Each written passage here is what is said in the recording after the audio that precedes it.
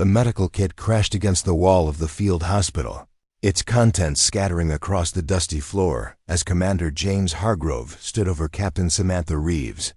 "You're a liability in the field, Reeves. Too emotional, too cautious. Too damn slow," he growled, his voice carrying through the tent where 30 battle-hardened medics watched in uncomfortable silence. "Maybe we should reassign you to inventory duty instead." Samantha calmly gathered her scattered supplies, placed her medic badge on the table beside them, and rose to her full height. A faded scar peeked from beneath her collar, shaped like a caduceus wrapped in barbed wire. She paused at the doorway and spoke without turning. "I'll see you tomorrow, sir." On the extraction team, what would you have done in that moment? Would you have fought back, walked away in silence, or found another path to prove your worth? Sometimes the most powerful response isn't what others expect. The hidden healer lives within. Before we jump back in, tell us where you're tuning in from, and if this story touches you, make sure you're subscribed, because tomorrow, I've saved something extra special for you. Captain Samantha Reeves lived in a modest apartment on the outskirts of Portland, Maine, where the Atlantic winds carried salt and memories through windows she often left open. At 34, she had the kind of face people described as approachable, warm hazel eyes, light brown hair usually pulled back in a practical bun, and a smile that appeared genuine but guarded. Her neighbors at Ocean View Apartments knew her as the quiet paramedic from apartment 512, who volunteered at the community clinic on weekends and never complained when the building's fire alarm malfunctioned at 3 a.m. Every morning at 5 o'clock, she ran 6 miles along the coastal path, avoiding the popular boardwalk where other joggers might try to start conversations. Her apartment reflected deliberate simplicity: functional furniture, walls painted in calming blues, a bookshelf filled with medical journals and trauma care manuals that visitors rarely noticed. The only personal touch was a small wooden box on her nightstand, locked and worn smooth from handling. She had minimal social media presence, a professional LinkedIn profile, and nothing more. No digital footprints connecting her to a past life that had once defined her. Her phone, a basic model without unnecessary apps, rarely rang except for work calls. When her colleagues at Portland Emergency Services invited her for drinks after shifts, she politely declined with mentions of early morning commitments or research papers to review. They'd mostly stopped asking after the first year. Dr. Marcus Fletcher, the chief of emergency services, once told her she was the most reliable paramedic on staff. "You're like a ghost, Reeves," he joked. "Always there when needed, never making a fuss, then vanishing when the crisis ends." He had no idea how accurate his observation was. But ghosts carry histories, and Samantha's was buried beneath 7 years of careful reinvention. The call to return came unexpectedly. She'd been restocking her ambulance after a routine shift when the department-wide email appeared on her tablet. Joint Military-Civilian Medical Response Team, experienced combat medics needed. The Department of Defense was assembling specialized teams for a humanitarian mission in conflict-torn Novaria. The words "combat experience preferred" made her fingers freeze over the screen. Something long dormant stirred in her chest as she scanned the mission parameters. A rebel uprising had trapped hundreds of civilians in the mountain region of Karst, including American aid workers. Standard military evacuation was complicated by political sensitivities. The U.S. wanted to maintain official neutrality while extracting its citizens and providing humanitarian aid. At the bottom of the email, the mission commander's name appeared in bold: Colonel James Hargrove, Special Operations Medical Group. Samantha stared at the name until her screen dimmed from inactivity. 7 years had passed since she'd heard that name. 7 years since the mission that had destroyed her military career and sent her into self-imposed exile. 7 years since Hargrove had stood before a review board and called her emotionally compromised and unfit for combat medicine. She completed her inventory with mechanical precision, checked out with dispatch, and drove home in silence. That night, she unlocked the wooden box for the first time in years. Inside lay the remnants of another life: her combat medical badge with its silver caduceus, the bronze star with valor device, letters of commendation from generals whose names the public would never know, and a folded American flag in a triangle case, not hers, but her brother's. Beneath it all was a sealed envelope marked "Read when you're ready" in her brother's handwriting. She'd never opened it. Tonight wasn't the time either. She already knew what she had to do. The next morning, she submitted her application to the Joint Task Force, listing only her civilian paramedic experience and basic military service. She omitted the 3 years she'd spent with Special Operations as one of the first women selected for their elite medical teams. She omitted the 6 high-risk extractions she'd led in combat zones across 3 continents. She omitted the fact that before Portland knew her as a reliable paramedic, the military had known her as Angel, the call sign given to her for her uncanny ability to keep wounded soldiers alive against impossible odds. She knew exactly what she was walking into. She also knew exactly how it would end. Major Rebecca Carson, Deputy Director of the Task Force, reviewed Samantha's application with narrowed eyes. The basic combat medic training, honorable discharge, 7 years civilian experience, solid but unremarkable. She looked up at Colonel Hargrove. "Why did you flag this one?" Hargrove frowned at the tablet. "Something's off. The name's familiar, but I can't place it." He scrolled through the application again. No special qualifications, no advanced certifications beyond standard paramedic training. Put her in Group C with the support team. They'll handle logistics at the forward operating base, no field deployments. Preparing and narrating this story took us a lot of time, so if you are enjoying it, subscribe to our channel. It means a lot to us. Now back to the story. Major Carson made the notation. "We've got 20 former combat medics with special ops experience. Group A is already filled with the best candidates. Make sure they all understand this isn't a combat mission," Hargrove emphasized. "We're providing humanitarian support with minimal military presence, no unnecessary risks." Carson nodded. "The first orientation briefing is tomorrow at 0800. All applicants will be there." When Samantha arrived at Fort Benning for orientation, she parked her rental car in the visitor section, gathered her single duffel bag, and walked toward the medical training facility with measured steps. 7 years as a civilian hadn't erased her military bearing, but she deliberately softened her posture, rounded her shoulders slightly, adopted the friendly but uncertain expression of someone entering unfamiliar territory. None of the other candidates gave her a second glance as she took a seat in the back row of the briefing room. Most were clearly military, haircuts regulation sharp, postures ramrod straight, conversations peppered with jargon and gallows humor. A few were obviously civilians like her, looking slightly out of place in the sea of camouflage and technical terms. At the front of the room stood a group of officers, Colonel Hargrove at their center. He hadn't changed much, still barrel-chested and imposing, hair now salted with gray at the temples, eyes still calculating and cold. He didn't notice her, which was exactly as she'd planned. "Welcome to Operation Mercy Light," Hargrove began, his voice carrying to the back of the room without effort.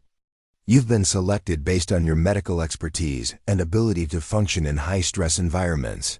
This mission has 3 objectives: extract American citizens, provide medical support to displaced civilians, and establish a temporary medical infrastructure that local authorities can maintain after our departure." He clicked through a series of slides showing the mountainous region of Karst, medical supply routes, and potential evacuation zones. "The political situation is complex. We're going in as humanitarian support, not combat forces.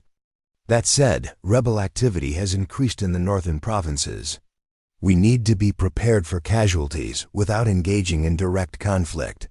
Samantha listened intently, noting the details other candidates might miss, the subtle tension in Hargrove's voice when discussing certain zones, the careful wording around potential complications, the emphasis on speed over thoroughness. She recognized the signs of a mission with more danger than the briefing acknowledged. You've all been assigned to teams based on your experience and qualifications, Major Carson announced, taking over the presentation. Group A will handle forward deployments and direct extraction. Group B will manage the field hospital at our secure compound. Group C will coordinate logistics and support from the FABA. Check your tablets for your assignments. Samantha already knew where she'd be placed. She opened her tablet without expression when the assignment appeared. Group C logistics support. Around her, reactions varied from pride to disappointment as candidates discovered their placements. A tall, muscular man with lieutenant's bars whistled loudly. Group A, baby, the real action. Keep it professional, Lieutenant Daniels, Major Carson admonished. This isn't about action, it's about saving lives. Yes, ma'am, Daniels responded, but his smirk remained. During the break that followed, Samantha observed the dynamics emerging among the teams. Lieutenant Daniels had quickly established himself as the alpha of Group A, gathering around him a circle of similarly confident, mostly male medics with extensive combat experience. They exchanged war stories and technical discussions just loudly, enough for others to hear. The thing about field extractions, Daniels explained to his admirers, is that you need nerves of steel. Civilians freeze up when the shooting starts. That's why they keep them in the rear. Samantha poured herself coffee and listened without reaction. She recognized the bravado for what it was, partly deserved confidence, partly compensating for fear.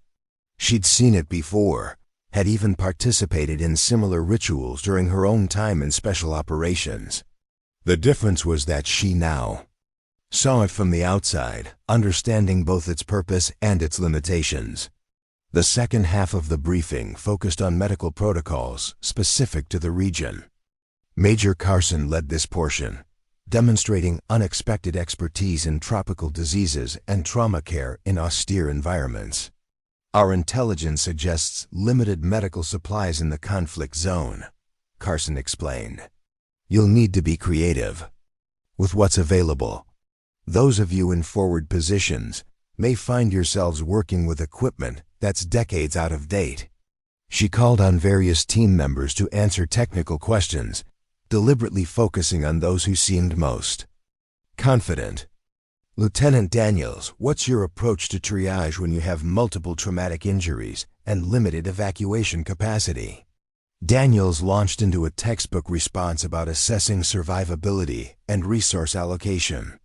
His answer was technically correct but rigid, following military protocols without adaptation to civilian contexts.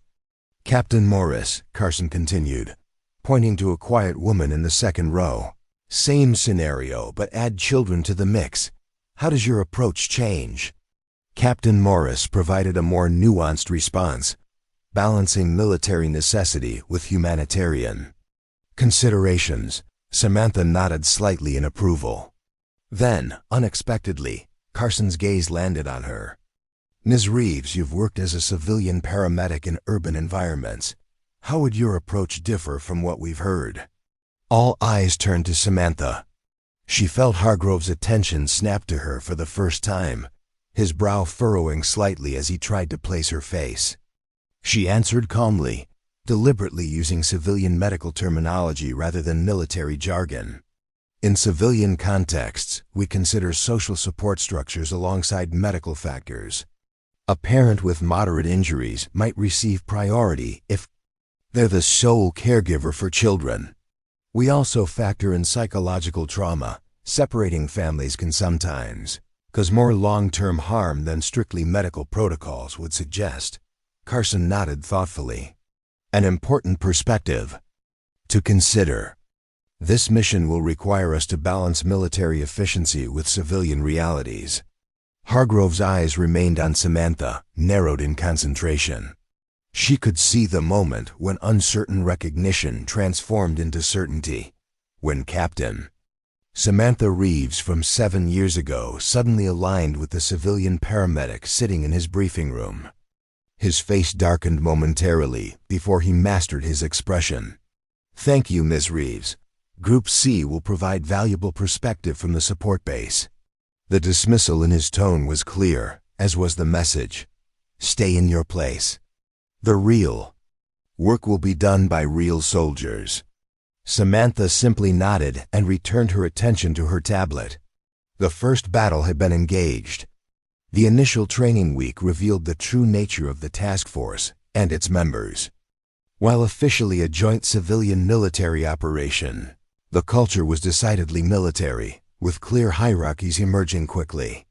Lieutenant Daniels and his circle of combat veterans dominated Group A, establishing themselves as the elite team who would handle the most dangerous extractions.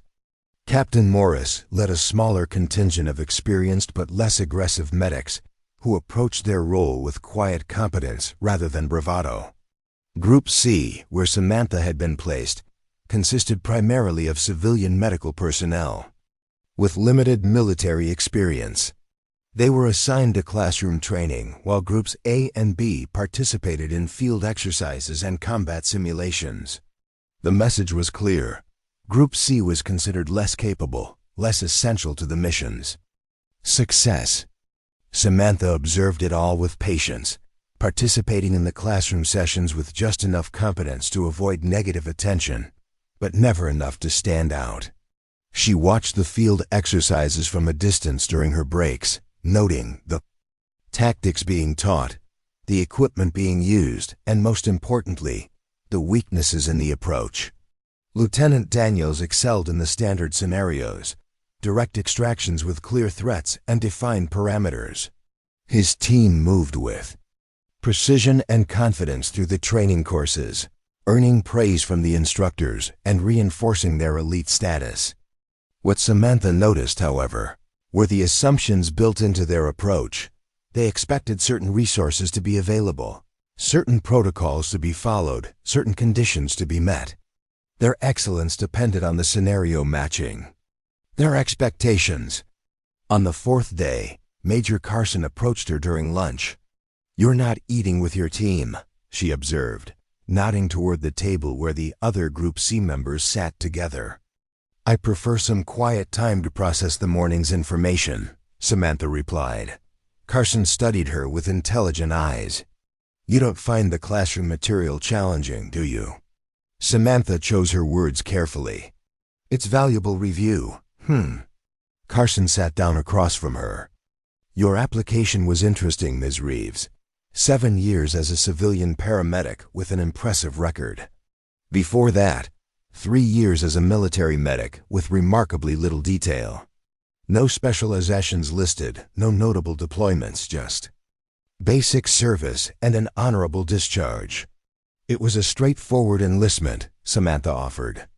"So straightforward that Colonel Hargrove seems to remember you quite clearly, despite having overseen hundreds of medics in his career." Samantha met Carson's gaze directly. "The military is smaller than it seems sometimes." Carson smiled. "Slightly, indeed it is. Especially certain communities within it." She stood to leave, then paused. "We're running an unscheduled exercise tomorrow. Group C was going to continue classroom training, but I think it might be educational for all of you to observe from the hill overlooking the training grounds. 900 hours. The next morning, Samantha joined the rest of Group C on the observation hill, as Major Carson had suggested. Below them, Groups A and B were preparing for what appeared to be a complex extraction scenario. Vehicles were positioned to represent both military transports and civilian obstacles. Training dummies of various sizes were scattered throughout. The course, representing wounded personnel requiring evacuation, Colonel Hargrove addressed the teams through a megaphone. "This scenario simulates a marketplace bombing with multiple civilian casualties. Rebel forces are actively engaged with local military. Your mission is to extract the wounded while avoiding crossfire. Group A will lead the extraction. Group B will establish a treatment point here. He pointed to a designated area at the edge of the course. From her vantage point, Samantha immediately saw the flaws in the scenario. The wounded were placed in open areas with clear access routes, nothing like the chaotic entanglement of real bombing sites. The rebel forces were positioned logically, maintaining consistent fields of fire rather than the erratic movements typical of untrained fighters. Most tellingly, all the adult-sized dummies were clear identifiers as either civilians or combatants. Lieutenant Daniels led his team through the exercise with textbook precision. They moved efficiently from casualty to casualty, applying appropriate field medicine, establishing evacuation priorities, and extracting the wounded to the treatment point. Their communication was clear, their movements coordinated. By every standard measure, their performance was excellent. Yet Samantha saw what others missed. When unexpected elements were introduced, a training officer moving a dummy without warning, a simulated ammunition shortage, Daniel's team hesitated. Their precision faltered when the scenario deviated from their expectations. They recovered quickly, but those moments of uncertainty would translate to lost lives in a real situation. As Group B took their turn with a variation of the same scenario, Samantha felt someone join her at the observation point.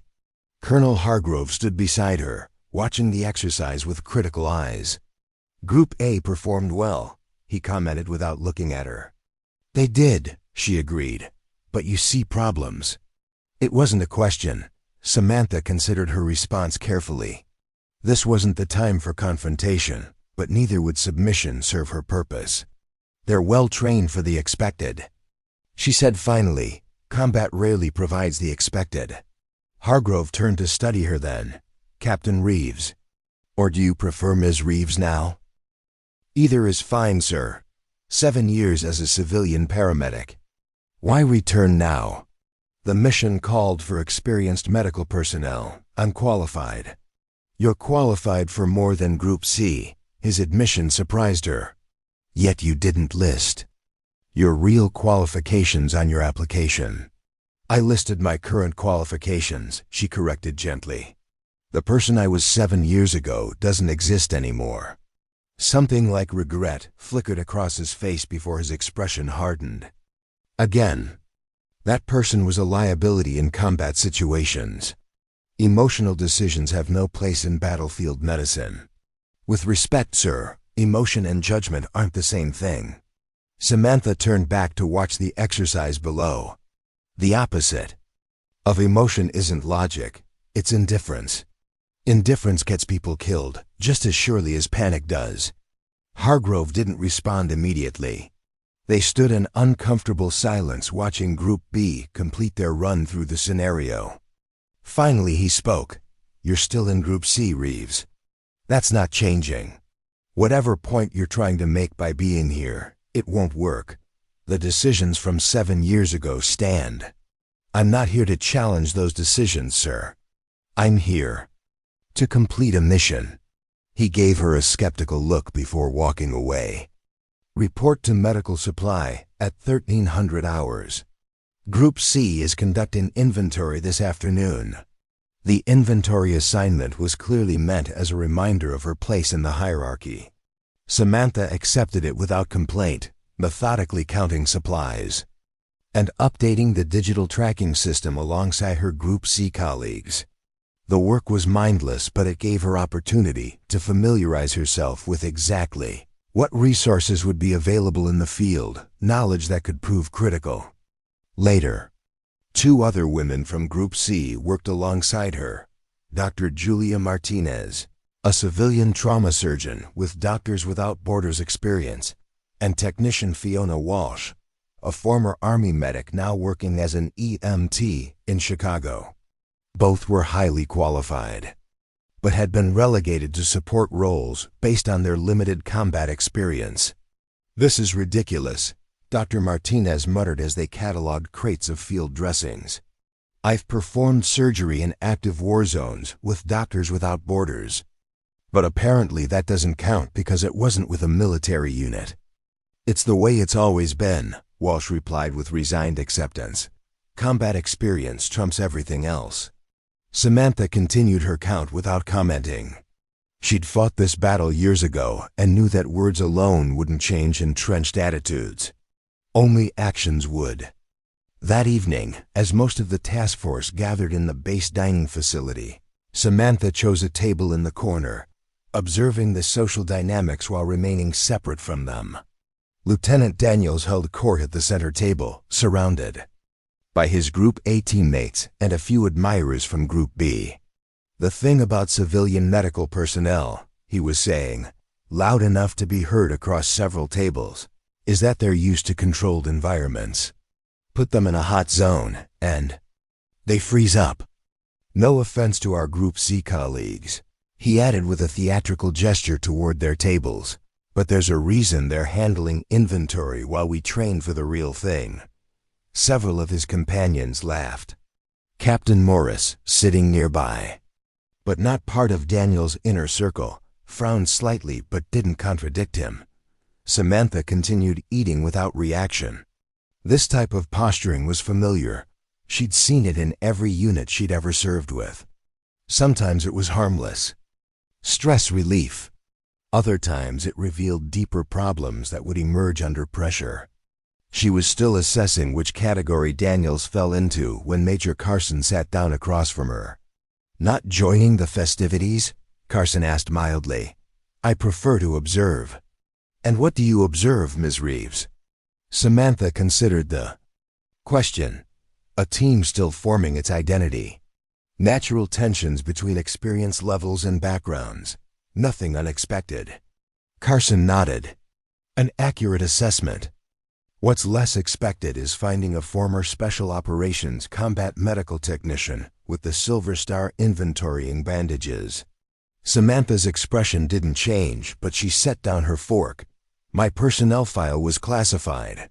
"It still is," Carson agreed. "Fortunately, I have the clearance to access it. What I couldn't access was the reason for your abrupt departure from a promising military career." She studied Samantha with genuine curiosity. "You are on track for advancement.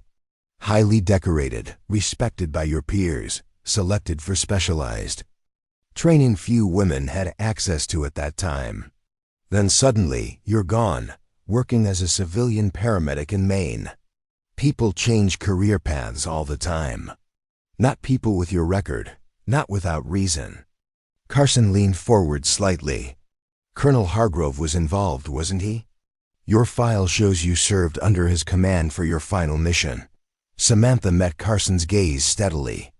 "With respect, Major, if you're asking these questions, you already know the answers." "I know the official record," Carson corrected. "I suspect there's more to the story." "There usually is." Carson accepted the deflection with a slight nod. "Tomorrow we begin specialized training. Group C was scheduled for communications protocols, but I've made an adjustment to the assignments. You'll join Group B for the advanced trauma simulation." Samantha's surprise must have shown, because Carson smiled. "Consider it an opportunity to demonstrate your current qualifications, Ms. Reeves. Sometimes the past should stay buried, but skills should not." The advanced trauma simulation, the next day, proved to be significantly more challenging than the previous exercises. Rather than the open training grounds, it took place in a built environment, a mock urban setting with multiple structures, narrow alleys, and complex obstacles. The scenario involved a building collapse with trapped casualties, ongoing civil unrest, and limited medical supplies. Group B, led by Captain Morris, approached the scenario methodically. They established a triage point, sent assessment teams into the collapsed structure, and began coordinating evacuations based on injury severity. Their performance was solid but cautious, prioritizing team safety over speed. Samantha had been paired with Dr. Martinez as an assessment team. They entered the mock collapsed building. navigating through deliberately difficult passages to reach the simulated victims inside. Martinez's clinical expertise was impressive. She quickly and accurately assessed each victim's injuries and stability. What she lacked was the tactical awareness that came from combat experience. She focused entirely on the medical aspects, missing potential security threats and evacuation challenges. Without drawing attention to herself, Samantha quietly supplemented these gaps. When Martinez moved toward a doorway that had been designated as a danger zone, Samantha gently redirected her with a suggestion about accessing the patient from another angle. When they discovered multiple casualties in a confined space, Samantha proposed an extraction order that balanced medical priority with practical considerations about the narrow passages they'd need to navigate. They had successfully assessed 7 casualties when the exercise controllers introduced an unexpected element. Simulated gunfire erupted from the street, and instructors announced that the triage point had been compromised. Group B needed to relocate their medical operation immediately while continuing care for the casualties they'd already evacuated. Captain Morris hesitated momentarily, then began issuing orders for an orderly withdrawal to a secondary location. It was a textbook response, secure, methodical, and completely impractical for the scenario. Moving the already evacuated casualties would take time they didn't have, and the designated secondary location was too far for critical patients to survive the journey. Samantha glanced at Dr. Martinez, who recognized the same problem. "Those 2 crush injuries won't survive a move to the secondary site," Martinez whispered. Without drawing attention, Samantha pointed to a nearby structure, a small garage-like building just 30 meters from their current position. "Alternative triage point," she suggested quietly. "Defensible, enclosed, close enough for critical transfers." Martinez nodded and approached Captain Morris with the suggestion. Morris listened, glanced at the building Samantha had identified, then shook her head. "Protocol says to fall back to the designated secondary site." "With respect, Captain," Martinez persisted, "we have patients who won't survive that move." Morris hesitated, torn between protocol and medical reality. In that moment of indecision, Lieutenant Daniels arrived with 2 members of Group A, ostensibly to provide support, but clearly evaluating Group B's performance. "Problem, Captain?" Daniels asked with barely concealed condescension. Morris straightened. "We're executing a withdrawal to the secondary site as per protocol." Daniels nodded approvingly, but Samantha saw Dr. Martinez's expression harden with frustration. The doctor looked at Samantha, a silent question in her eyes. Samantha made her decision in that moment. She stepped forward, her voice calm but carrying unexpected authority. "Captain Morris, I recommend an immediate tactical triage split. Critical patients to the nearby garage with minimal escort. Ambulatory patients to the secondary site with main security. We reunify once the critical patients are stabilized for transport." Every head turned toward her. Morris looked startled, Daniels incredulous, and the exercise controller suddenly interested. "That's not protocol," Daniels objected. "It's sound medicine," Martinez countered, stepping up beside Samantha. Morris hesitated, then made her choice. "Implement Reeves' recommendation. Martinez, take 2 personnel and establish treatment in the garage for critical cases. The rest of us will proceed to the secondary site with the stable patients." Daniels looked as though he wanted to object further, but the logic was unassailable. He stepped back, watching with narrow eyes as the plan was executed. The split triage approach worked precisely as Samantha had suggested. The critical patients received continuous care in the closer location, while the stable patients were moved safely to the more secure secondary site. What might have been a disastrous evacuation became a successful adaptation to changing circumstances. When the exercise concluded, Major Carson gathered all participants for debrief. "That was an excellent demonstration of tactical flexibility," she announced. Captain Morris, your willingness to adapt protocol to the specific situation likely saved lives in this scenario. Morris accepted the praise graciously, then added, "The split triage recommendation came from Ms. Reeves. Her assessment was correct." All eyes turned to Samantha again, including Colonel Hargrove's. His expression was unreadable, but he studied her with new intensity. "Ms. Reeves," Carson continued, "that recommendation demonstrated both medical knowledge and tactical awareness. Would you care to explain your reasoning to the group?" Put on the spot, Samantha could have downplayed her contribution or deferred to others. Instead, she recognized the opportunity Carson was offering and took it. In crisis medicine, rigid protocols can become liabilities when situations change rapidly, she explained. The key is identifying which principles must be maintained and which procedures can be adapted. In this case, the principle of continuous care for critical patients outweighed the procedure of withdraw to designated secondary site. The garage solution honored the principle while adapting the procedure to reality. Carson nodded approvingly. An excellent summary of crisis decision-making. This is precisely the kind of adaptive thinking all of you will need in Novaria. The situation on the ground is fluid, and while protocols exist for good reasons, they must serve the mission, not the other way around. Daniels shifted uncomfortably. With respect, Major, improvisation can be dangerous in combat situations. There are reasons we train to standard protocols.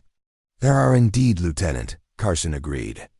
And there are reasons we select personnel who know when those protocols require adaptation. She addressed the entire group again. Tomorrow's exercise will combine elements from all three groups. Colonel Hargrove and I will be evaluating team compositions based on complementary skill sets rather than predefined categories. As the group dispersed, Samantha felt Colonel Hargrove's gaze following her. The dynamics were shifting, exactly as she'd intended, but she knew the real test was yet to come. That evening, Samantha found the wooden box in her quarters had been opened, its contents neatly arranged on her bed. Her medals, including the silver star she'd never mentioned, were displayed alongside her Special Operations Combat Medical Badge. Beside them lay her personnel file, classified sections included, and the still-sealed letter from her brother. She was not surprised to find Major Carson waiting outside her door when she emerged. "Interesting reading material?"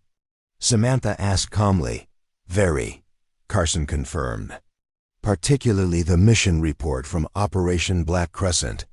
Colonel Hargrove's version reads quite differently from the after-action statements of the team members who survived." Samantha's expression revealed nothing. "Personnel files are classified for a reason, Major." "They are indeed." Carson studied her carefully. "You could have filed a formal dispute with the review board findings. The evidence supported your version of events. Instead, you resigned your commission and disappeared. Some battles aren't worth fighting, and this one is?" Carson asked pointedly. "Coming back now, placing yourself directly under Hargrove's command again. That's a deliberate choice, Captain Reeves. The use of her former rank was not accidental." Samantha considered her response carefully. "I'm here for the mission," she said finally. "There are American aid workers and innocent civilians trapped in a conflict zone. They need experienced medical personnel who can function under fire." "That's the official reason," Carson acknowledged. "What's the real one?" Samantha met her gaze directly. "Sometimes the only way to put the past to rest is to face it directly." Carson nodded slowly. "Fair enough. Just be aware that Hargrove knows you're here to prove a point. He won't make it easy. I never expected him to." "Good." Carson turned to leave, then paused. "One more thing. Tomorrow's exercise will involve a mass casualty scenario with limited evacuation resources. Colonel Hargrove has personally designed it to test decision-making under extreme pressure." She gave Samantha a meaningful look. It might seem familiar. The warning was clear. Hargrove was recreating the scenario from 7 years ago. The mission that had ended Samantha's military career and sent her into self-imposed exile. He was offering her the chance to fail again, this time publicly and definitively. Samantha returned to her quarters, closed the door, and finally picked up her brother's sealed letter. After 7 years of leaving it untouched, it was time to read his final words. Sam, the letter began in her brother's familiar handwriting.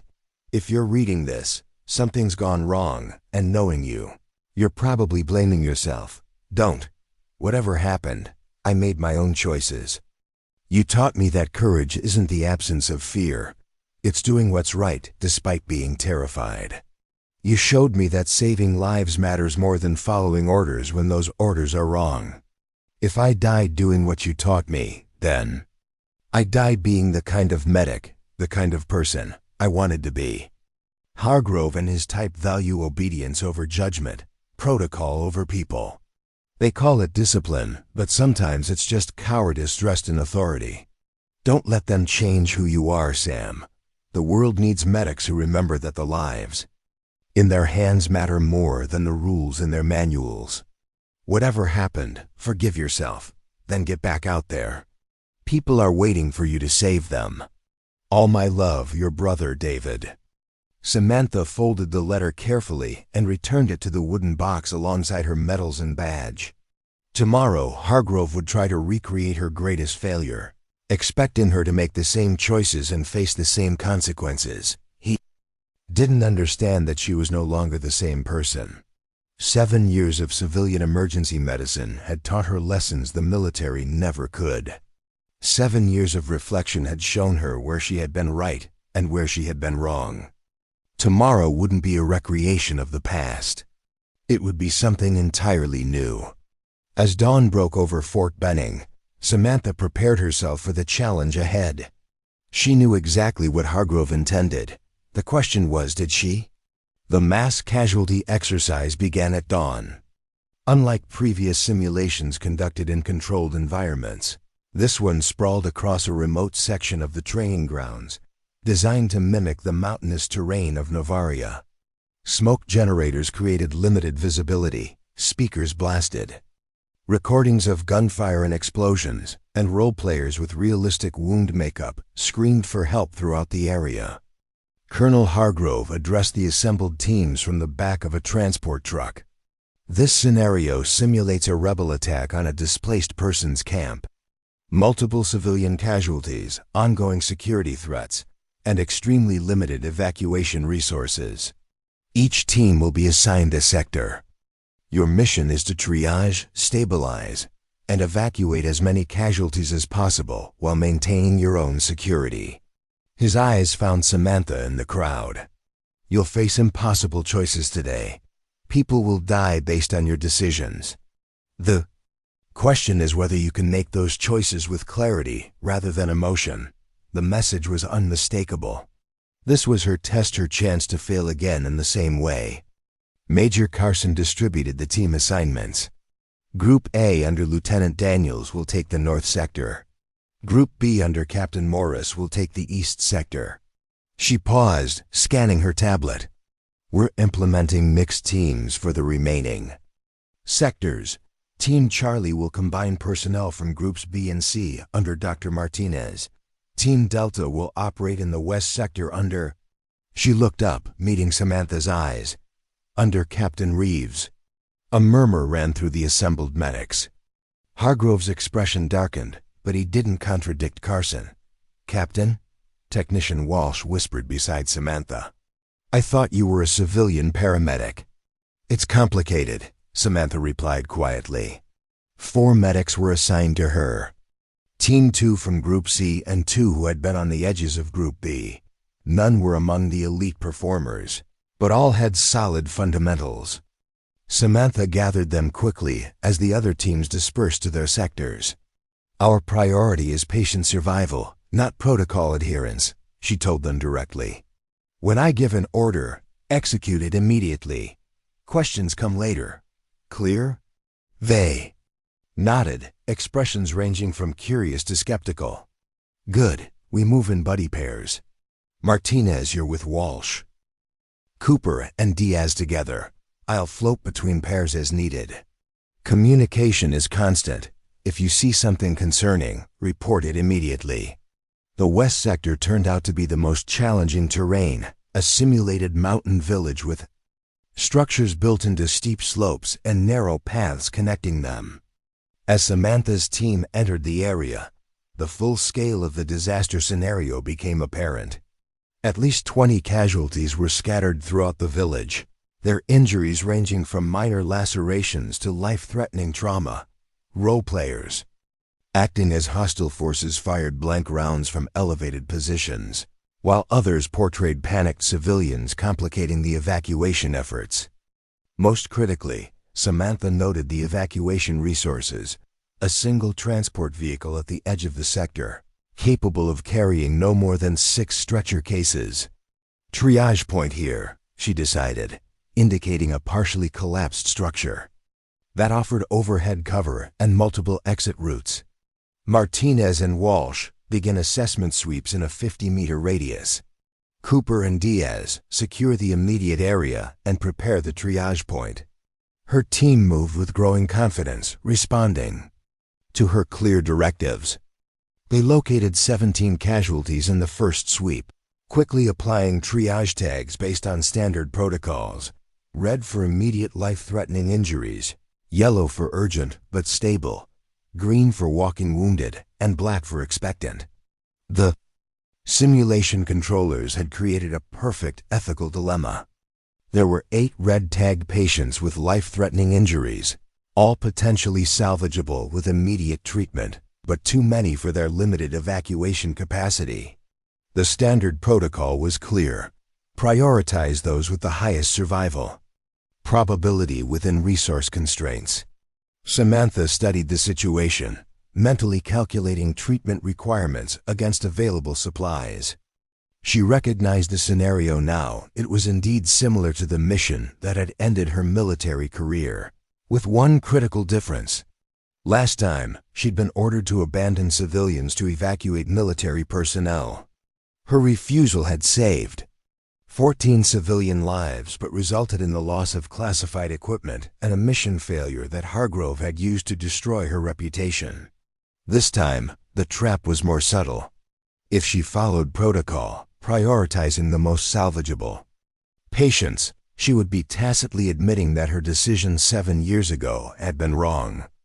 If she attempted to save everyone against impossible odds, she would reinforce Hargrove's assertion that she made emotional rather than tactical decisions. Captain, Martinez called urgently from beside a young role player simulating a chest wound.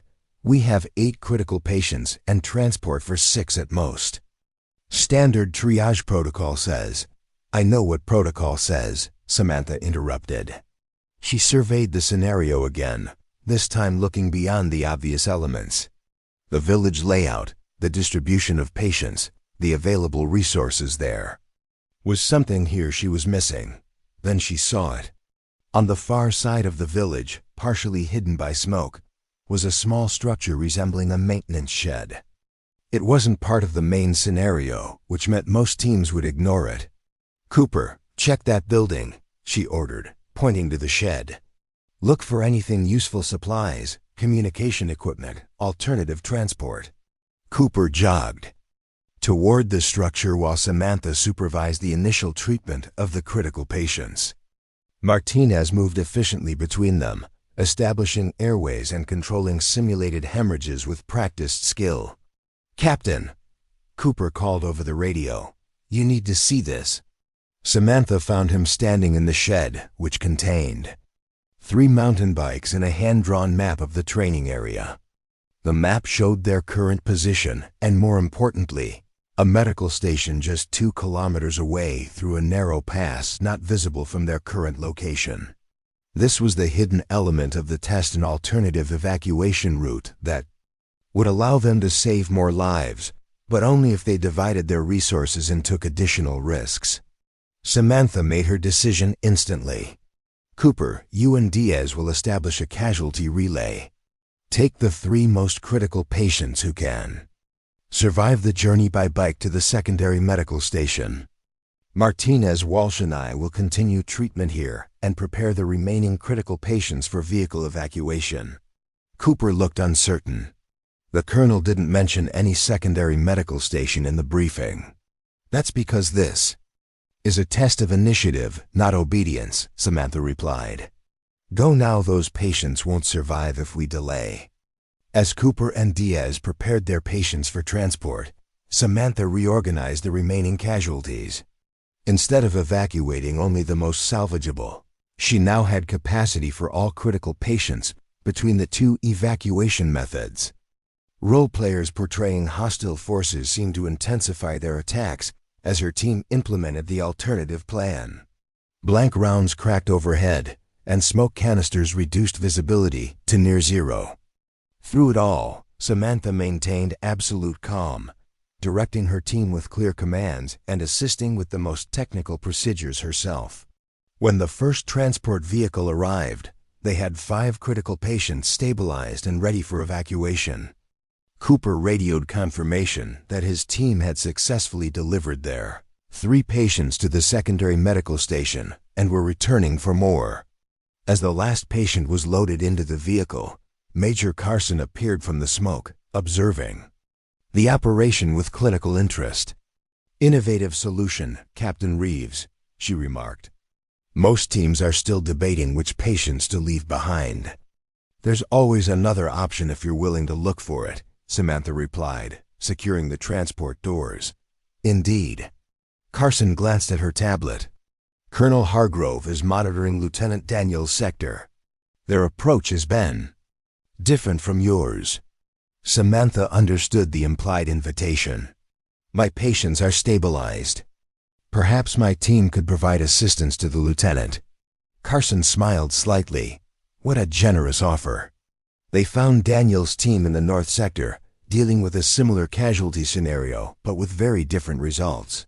His approach had been textbook military rapid triage, focus on the most salvageable patients, and efficient evacuation of those prioritized. The problem was evident immediately. 4 critical patients had been designated expectant, despite having potentially survivable injuries, simply because they exceeded transport capacity. Daniels was directing the loading of his selected patients when he noticed Samantha and Carson approaching. Major, he acknowledged, deliberately ignoring Samantha. We've completed primary triage and are executing evacuation of priority cases. I see that, Carson replied neutrally. Captain Reeves has completed her sector operations and offers assistance with your remaining casualties. Daniel's expression tightened. We're following standard triage protocols. The remaining critical cases exceed our resource capacity. Perhaps Captain Reeves has insights to offer, Carson suggested, her tone making it clear this wasn't optional. Samantha surveyed the scene quickly, noting the 4 patients who had been designated expectant. One was a role player simulating a young woman with a pneumothorax, a collapsed lung that was immediately treatable with basic field procedures. Another had a simulated femoral bleed that standard pressure techniques could control. These 2 patients are salvageable with minimal resources, she stated, kneeling beside the pneumothorax case. Needle decompression for this one, pressure dressing and elevation for the femoral bleed. We don't have evacuation capacity, Daniels objected. You do if you double load the transport and create walking assists for your yellow tag ambulatory patients, Samantha countered, already demonstrating the needle decompression procedure for the benefit of Daniel's team. That's not protocol, Daniels insisted, his face flushing. Neither is designating salvageable patients as expectant when alternatives exist, Samantha replied, her voice calm but carrying unmistakable authority. Medicine before protocol, Lieutenant. Always. Carson observed the exchange with interest. As Daniel struggled visibly between maintaining his position and acknowledging the obvious solution Samantha presented. Fine, he conceded finally. Jackson, assist Captain Reeves with these 2. The rest of you, reconfigure the transport for double loading. As they worked to stabilize the additional patients, Samantha was acutely aware that this confrontation was being observed, not just by Carson but likely by Hargrove as well. She had directly challenged the approach he advocated: rigid adherence to protocol regardless of circumstances, and demonstrated a viable alternative. When all patients were stabilized and loaded for transport, Carson gathered both teams for an immediate field debrief. Two different approaches to the same fundamental problem, she observed. Lieutenant Daniels followed standard triage protocols precisely. Captain Reeves adapted those protocols to the specific situation and found additional resources others missed. Both approaches have merit in different contexts. She looked between them. The question is, which approach better serves our mission?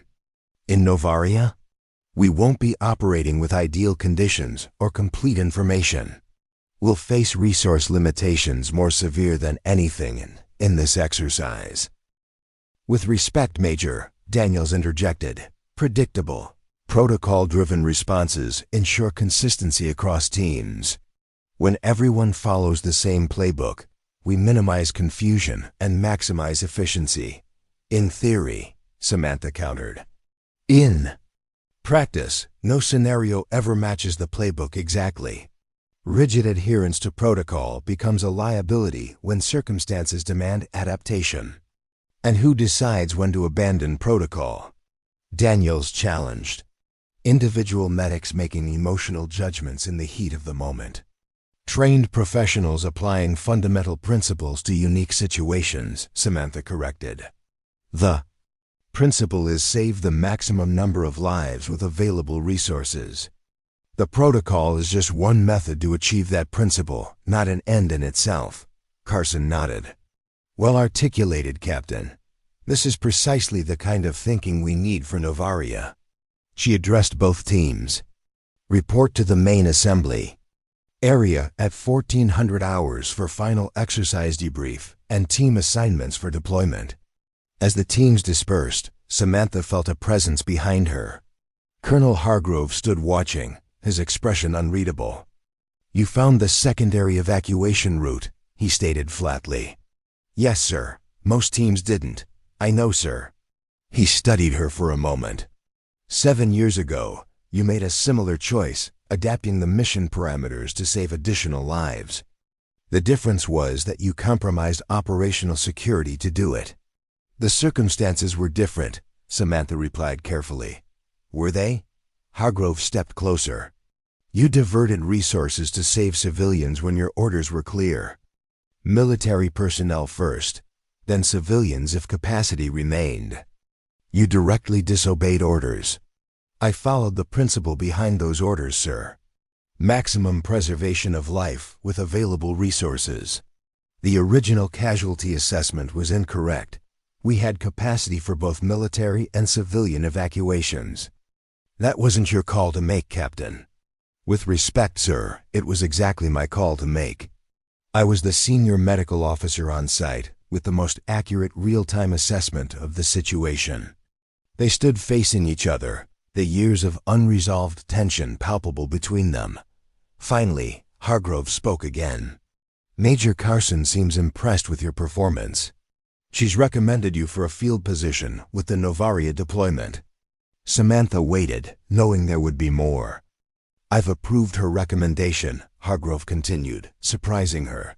But not because I believe your approach was correct. I want you where I can observe you directly. If you deviate from mission parameters in Novaria, like you did 7 years ago, I'll have you removed from service permanently. Understood, sir. I doubt that you do, Hargrove replied. This isn't a redemption story, Reeves. It's a chance for you to prove you've learned discipline. Don't mistake it for vindication. He turned and walked away, leaving Samantha to consider his words. The challenge was clear. Hargrove believed she would eventually make the same choice. He considered a failure of judgment. The question was whether she would have the courage to make that choice again if circumstances demanded it. At the final briefing, Major Carson announced the deployment teams. Based on exercise performance and specific skill requirements, We've reconfigured the original group assignments for optimal effectiveness in theater. The revised team rosters appeared on the main screen. Samantha found herself assigned to Forward Team Alpha alongside Captain Morris, Dr. Martinez, and surprisingly, Lieutenant Daniels. The team would be responsible for high-risk extractions in contested areas, with Daniels designated as team leader and Samantha as senior medical officer, a subtle but significant distinction that placed her in charge of all medical decisions, while Daniels retained tactical command. Hargrove addressed the assembly one final time. You deploy to Novaria in 48 hours. This mission requires absolute discipline and adherence to command structure. The political situation is volatile, and a single misstep could have diplomatic consequences beyond the immediate operation. His gaze found Samantha in the crowd. Remember your training, trust your team, and follow your orders. Dismissed. As the briefing concluded, Lieutenant Daniels approached Samantha with visible reluctance. It appears we'll be working together, Captain. It does, she agreed neutrally. Let me be clear, he continued, lowering his voice. I'm team leader. That means my orders are final, regardless of your alternative perspectives on protocol. Samantha met his gaze directly. Medical decisions are my responsibility, Lieutenant. Everything else is yours. As long as we both respect that distinction, we'll work well together. We'll see, Daniels replied skeptically. Just remember that this isn't a civilian ambulance service. Mission objectives come first. They always have, Samantha assured him. We may just define those objectives differently. Later that evening, as Samantha was completing her pre-deployment preparations, Major Carson visited her quarters again. You handled Hargrove better than I expected, Carson observed. Most people either cower or become defensive with him. Neither approach works with men like him, Samantha replied, continuing to organize her medical kit. He respects capability, not deference or defiance. Carson nodded. Your team assignment is deliberate. Morris is solid but cautious. Martinez has the technical skills but lacks combat experience. And Daniels is exactly the kind of medic Hargrove believes in, Samantha finished. Protocol-driven, decisive, unwavering. Precisely. What happens when those qualities collide with your approach in a real crisis? Samantha considered the question. Either we find a synthesis that incorporates the best of both perspectives, or someone gets pulled from the field. Samantha closed her medical kit. But that's a problem for Novaria, not Fort Benning. Carson studied her curiously. You've changed since your special operations days. The records describe someone brilliant, but volatile, with a tendency to challenge authority directly. 7 years in civilian emergency medicine teaches different lessons, Samantha explained. In the military, the chain of command is absolute. In civilian EMS, authority is more distributed. Paramedics, nurses, doctors, fire services, police, everyone has domain expertise that others must respect. You learn to navigate competing priorities without creating unnecessary conflicts. A useful skill in joint operations, Carson noted. Especially this one. She moved toward the door, then paused. One more thing. Intelligence reports from Novaria indicate the situation is deteriorating faster than publicly acknowledged. The extraction mission may be significantly more complex than the humanitarian operation described in the briefings. Why tell me this? Because unlike Hargrove, I believe your approach 7 years ago was correct. Sometimes mission parameters need to be adapted when ground reality differs from operational planning. I want someone on the forward team who understands that. After Carson left, Samantha removed the wooden box from her bag one last time.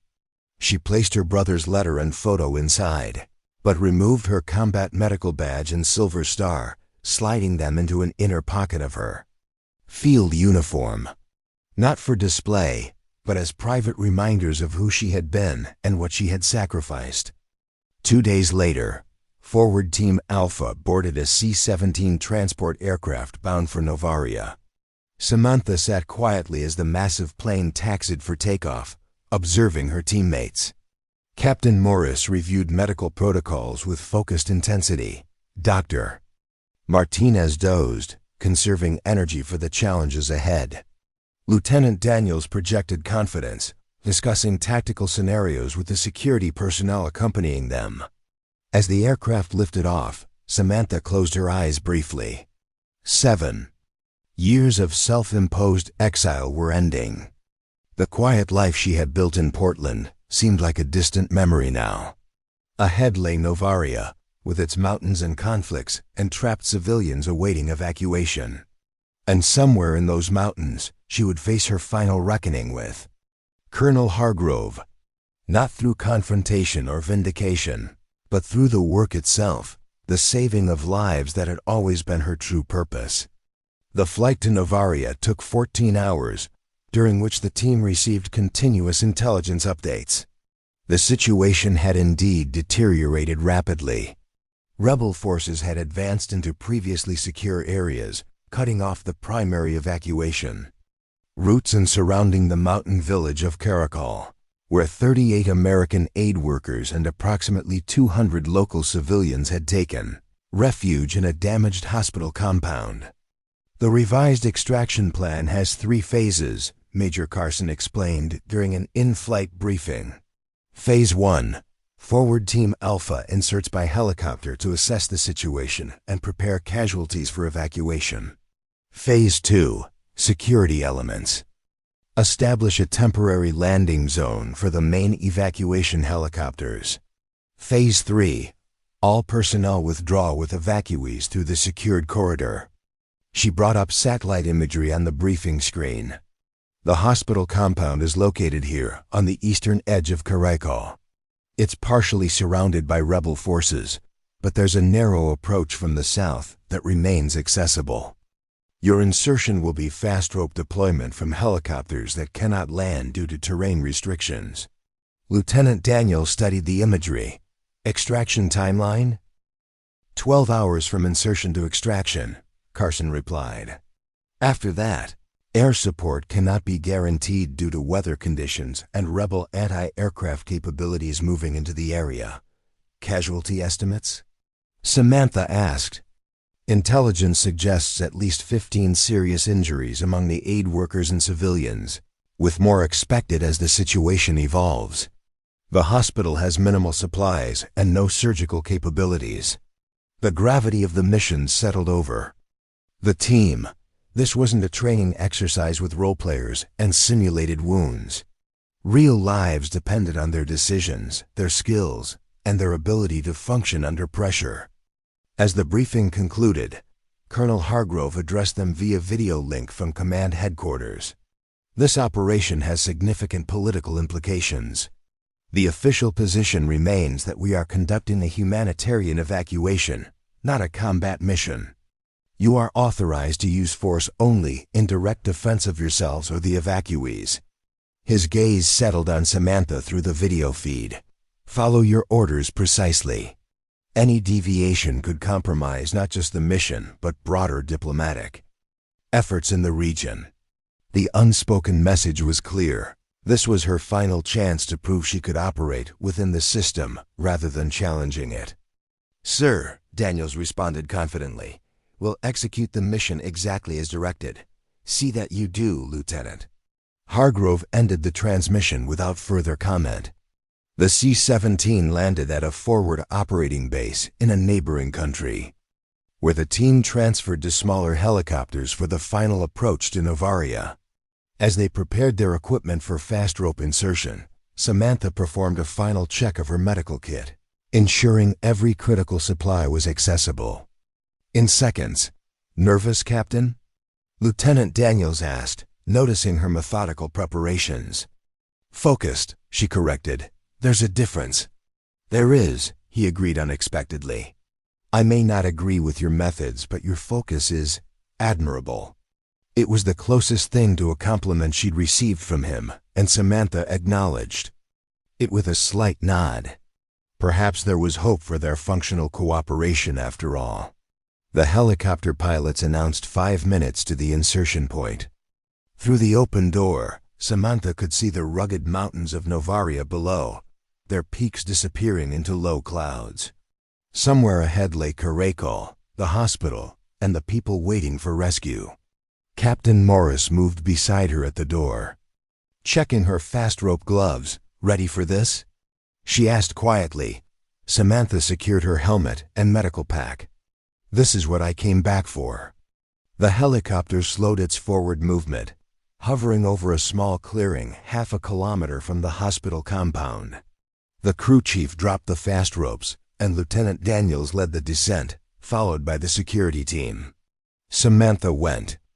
Next, sliding down the thick rope with practiced ease, despite the years since her last fast rope insertion.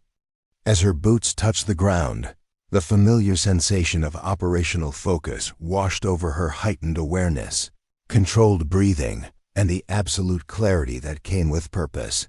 She wasn't a civilian paramedic anymore, nor was she the bitter ex-soldier with something to prove. She was exactly who she needed to be, a combat medic with a mission to complete and lives to save. Team Alpha moved through the forest toward Karakol in tactical formation, alert for rebel patrols. The distant sound of artillery echoed through the mountains. The conflict was intensifying, exactly as intelligence had warned. As they crested a ridge overlooking the village, Samantha got her first view of the hospital compound. The main building showed damage from shelling, with its eastern wing partially collapsed. People moved hurriedly in the courtyard, carrying supplies and what appeared to be wounded on improvised stretchers. And on the northern road approaching the village, a column of vehicles flew the black and red flag of the rebel forces. The estimated timeline had been wrong. They didn't have 12 hours. The extraction had just become a race against time, with dozens of lives hanging in the balance. Rebel forces approaching from the north, Lieutenant Daniels reported into his secure radio. ETA to hospital compound approximately 30 minutes. Request immediate update to extraction timeline. The response from command came through with static interference. Negative on timeline adjustment. Main evacuation helicopters are still 3 hours out. Proceed with original mission parameters. Daniels exchanged concerned glances with the team. That puts the rebels at the hospital 2.5 hours before extraction. We need to move now, Samantha urged, already adjusting her medical pack. Every minute gives us more time to prepare casualties for rapid evacuation. The team descended toward the village using a narrow goat path that provided cover from potential observers. As they approached the hospital compound, they could hear shouting and see civilians running toward the relative safety of the damaged building. A man in a dusty white coat spotted them from the hospital courtyard and hurried to meet them at the perimeter fence. American military? He asked in accented English, relief evident in his voice. I'm Dr. Gabriel Navarro, Doctors Beyond Borders. We've been waiting for evacuation for 3 days. Forward Team Alpha, Daniels confirmed. We're here to prepare for extraction. Main transport is 3 hours out. Dr. Navarro's expression fell. We may not have 3 hours. The rebels have been shelling the North Ridge since dawn. We've received reports they're executing anyone associated with international organizations. What's your casualty situation? Samantha asked, taking control of the medical assessment. 23 injured requiring immediate evacuation, Navarro reported. 8 critical with trauma injuries from the shelling, 5 with medical emergencies.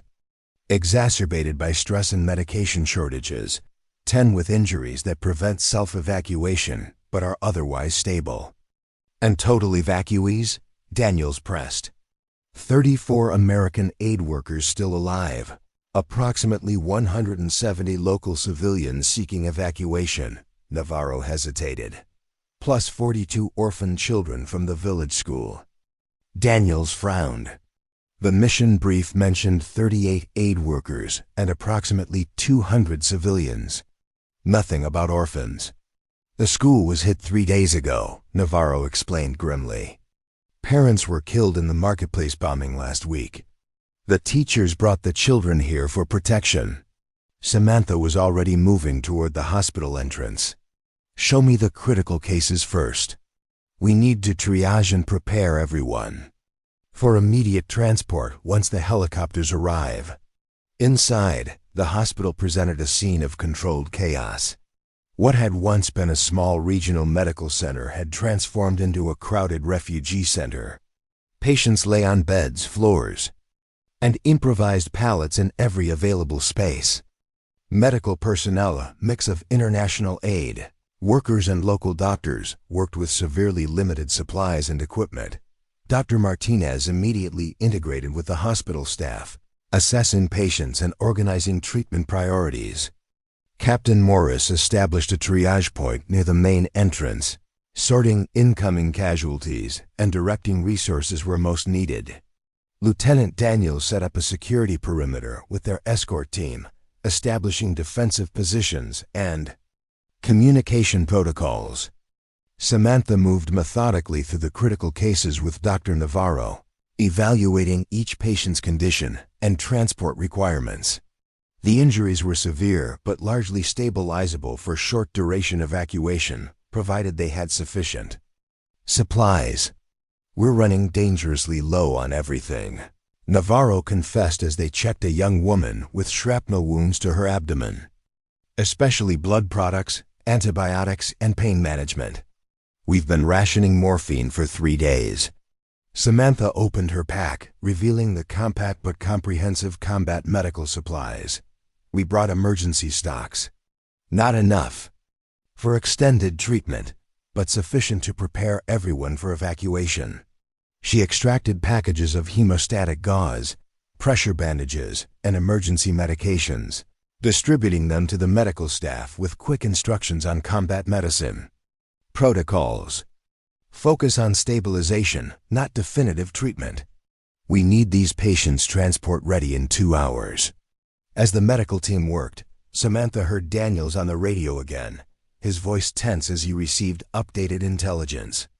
When he approached her, his expression confirmed her concerns. Rebel advance is accelerating, he reported quietly. New ETA 20 minutes. And command has delayed the extraction helicopters due to reported anti-aircraft weapons in the area. New timeline is 4+ hours. That's not acceptable, Samantha responded immediately. These people won't survive 4 more hours. The rebels will be here in 20 minutes. Those are our orders, Daniels insisted, though she could see the conflict in his eyes. We're supposed to prepare for evacuation, not engage hostile forces. Samantha glanced around the hospital at the wounded civilians, the exhausted aide workers, the terrified children huddled in the East Wing. This was exactly the situation she had faced 7 years ago. Orders that didn't match reality, lives hanging in the balance, and a choice between protocol and principle. There's always another option, she said firmly. We need to move these people before the rebels arrive. Move them where? The main extraction point is 15 kilometers from here, across contested territory. Samantha unfolded her tactical map, studying the terrain with the experienced eye of someone who had operated in similar environments. There, she pointed to a plateau 2 kilometers south of their position. That ridge is defensible, has clear fields of fire, and offers a suitable landing zone for helicopters. We can establish a temporary medical station there and call for emergency extraction. That's not the mission plan, Daniels objected, though with less conviction than before. The mission is to evacuate these people safely, Samantha countered. Everything else is just methodology. She could see him wrestling with the decision, the ingrained discipline of following orders against the reality of their deteriorating situation. Before he could respond, Dr. Navarro rushed up to them. The rebels just executed 3 villagers at the north checkpoint, he reported breathlessly. They're searching house to house, moving toward the hospital. The moment of decision had arrived.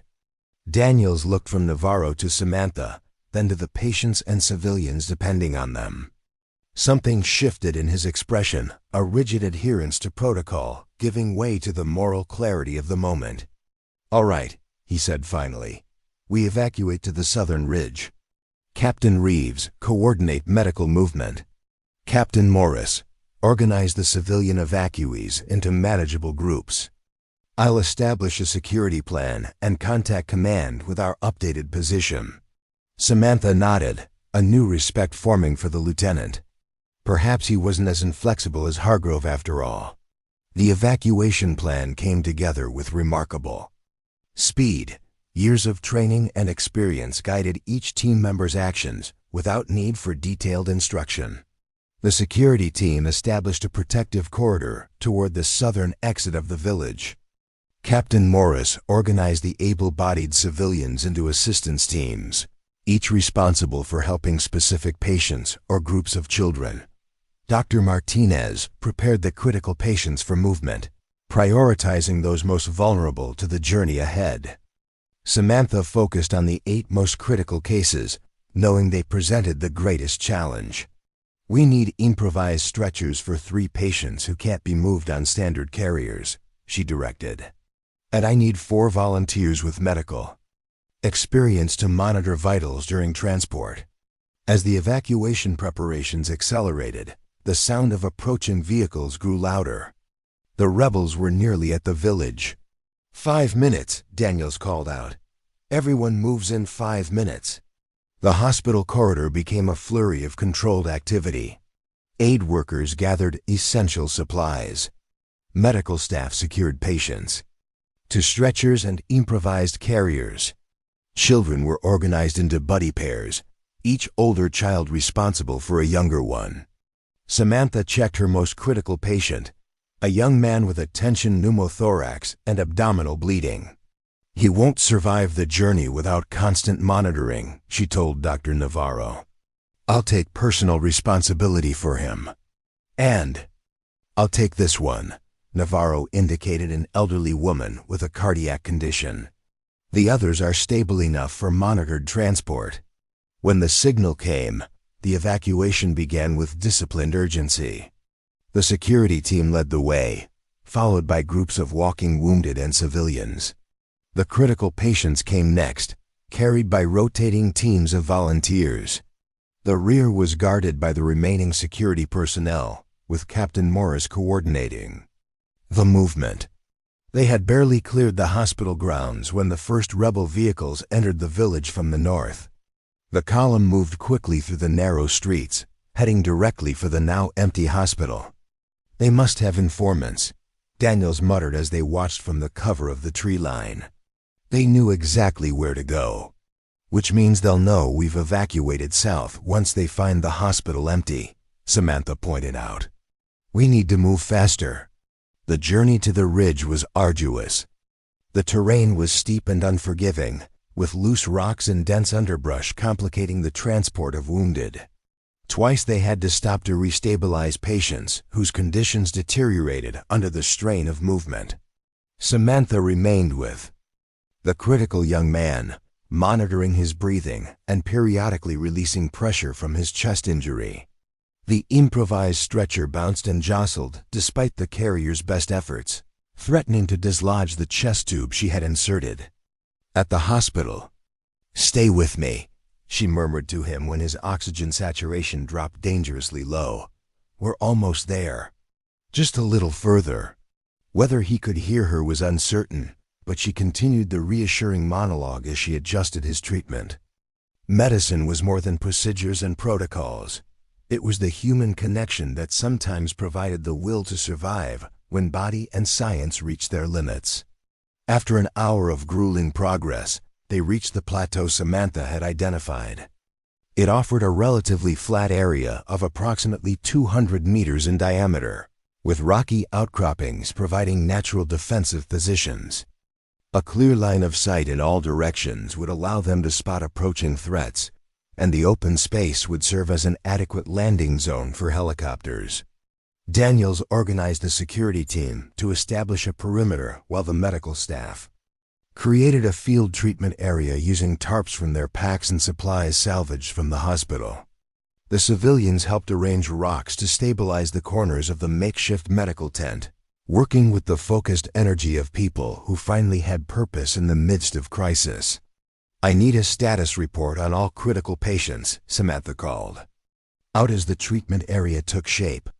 "Dr. Martinez, establish a triage point for anyone whose condition has worsened during the evacuation." The reports came in quickly. 2 patients had deteriorated significantly during the journey, requiring immediate intervention. 3 others remained stable but would need additional treatment before the next phase of evacuation.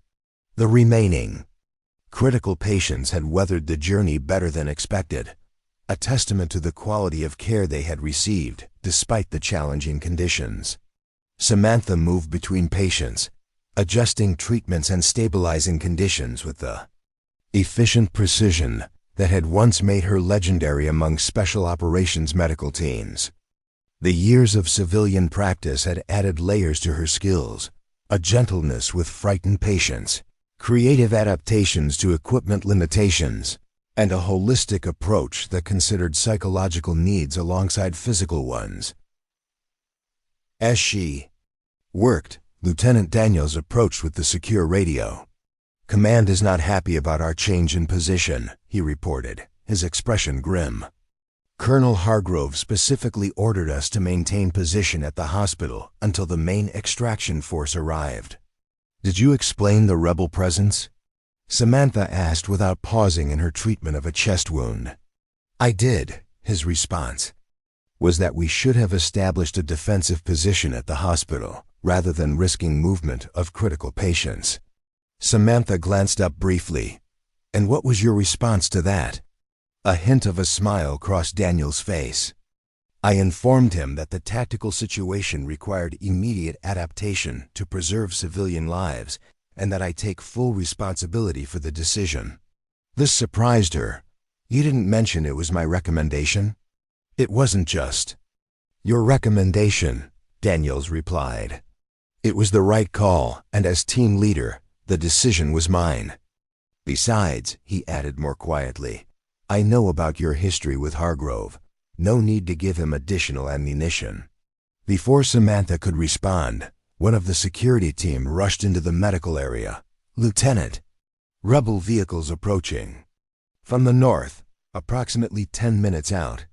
Daniel's expression hardened. "How many?" "3 technical vehicles with mounted weapons, 2 transport trucks likely carrying infantry." "They followed our trail," Daniels concluded. "Set up defensive positions on the northern approach. Warning shots only if they enter our perimeter. Remember, we're not officially a combat mission." As the security team rushed to establish defensive positions, Samantha made a quick calculation of their situation. The rebels would reach them well before any extraction helicopters could arrive.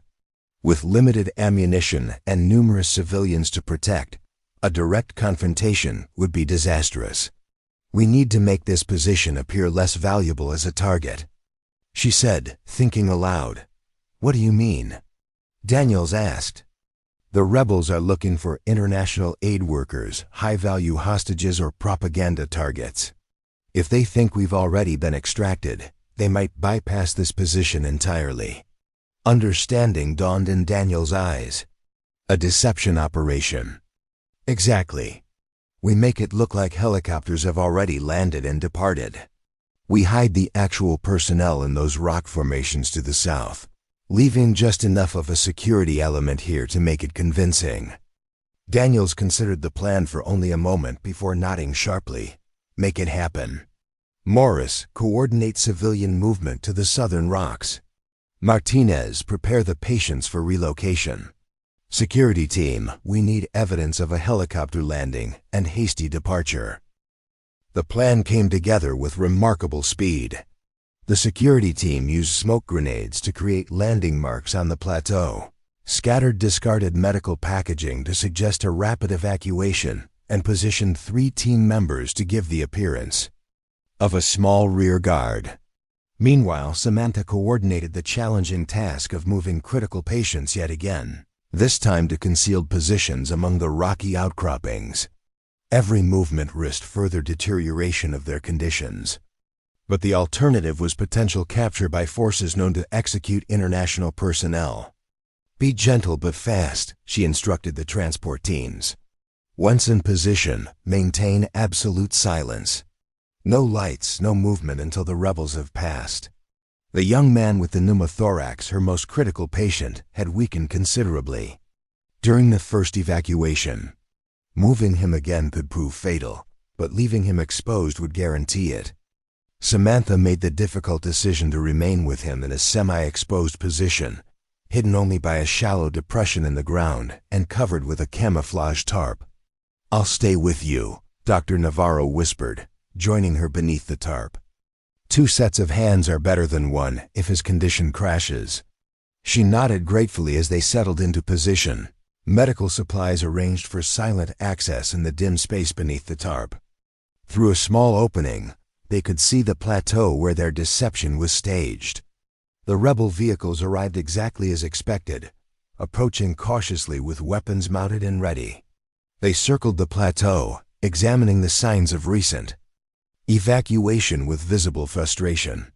The commander, identifiable by his distinct uniform, exited his vehicle and surveyed the scene, speaking rapidly into a handheld radio.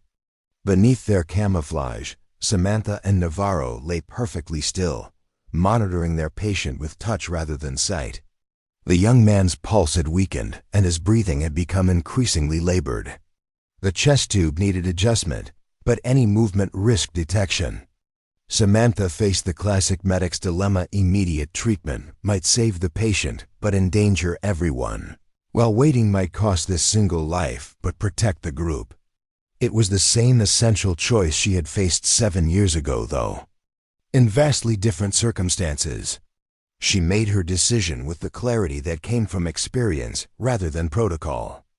Extracting a pre-filled syringe from her kit, she administered medication to stabilize the patient's declining blood pressure. The movement was minimal, the treatment temporary, but it would buy precious minutes until the rebels departed. Above them, the rebel commander gave orders to his men. They searched the immediate area of the plateau, examined the evidence of helicopter landing marks, and finally returned to their vehicles. After a tense radio exchange, they turned their convoy and departed, not back toward the village, but continuing south along the main road. "They're looking for the extraction helicopters," Navarro whispered. "They think we've already been evacuated and are trying to intercept the transport." "Which buys us time," Samantha replied softly, already adjusting the chest tube now that movement was safer. But not much. They'll realize their mistake eventually. When the rebel vehicles had disappeared from sight, Daniels gave the signal to regroup on the plateau. The civilians emerged from hiding, helping to carry patients back to the medical treatment area. The security team re-established defensive positions, this time with greater emphasis on the southern approach where the rebels had departed. "Command has approved emergency extraction," Daniels reported to the team leaders.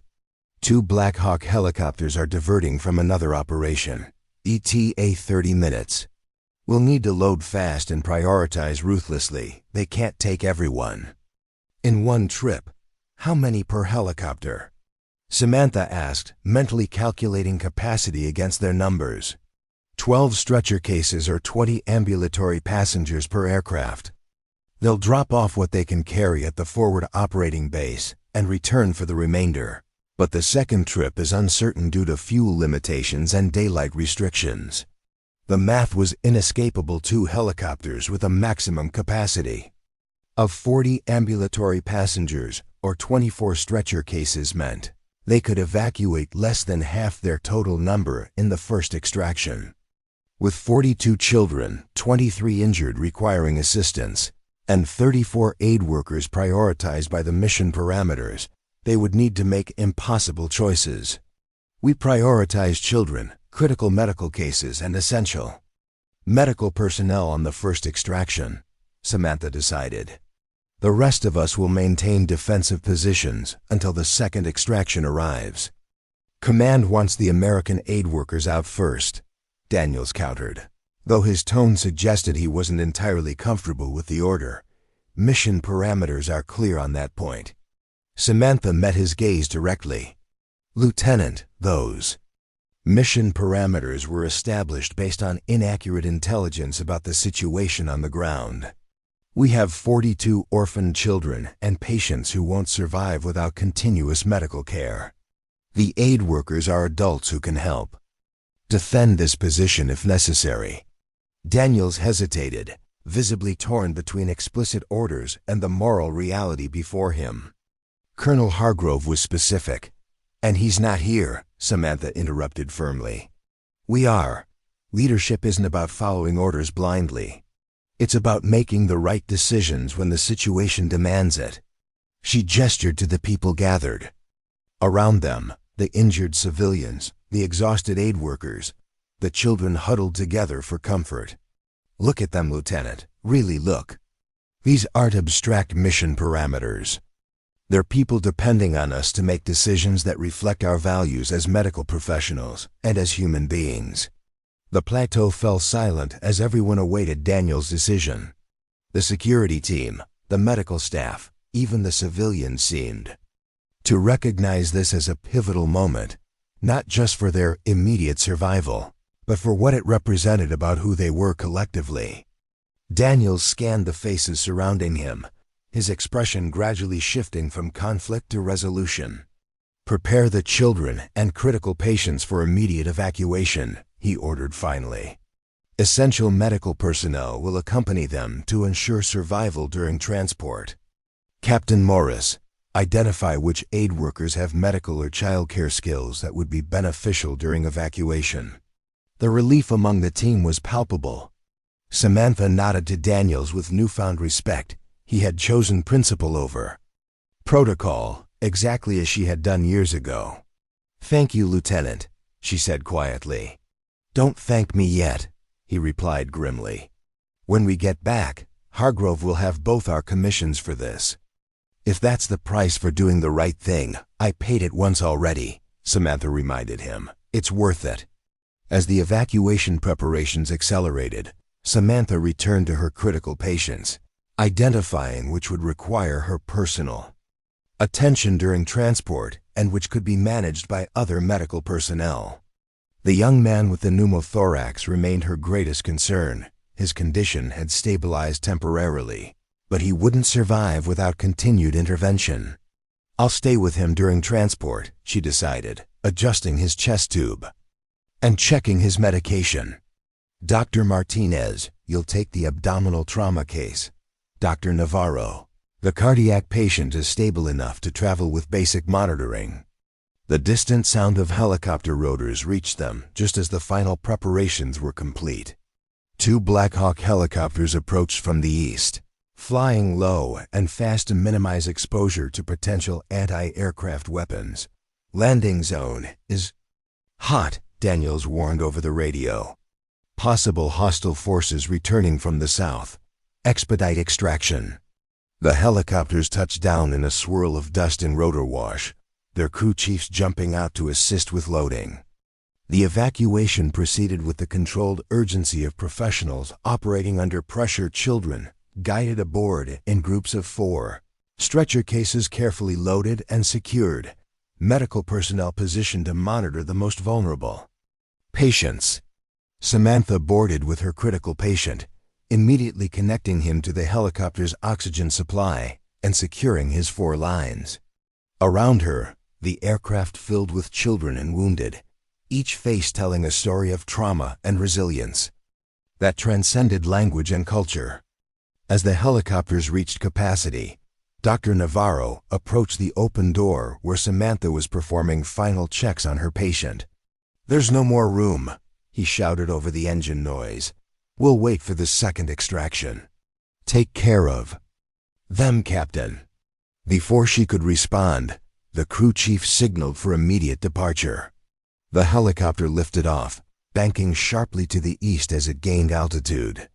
Through the open door, Samantha could see the plateau growing smaller, the remaining civilians, aid workers, and security team waving briefly before returning to defensive positions.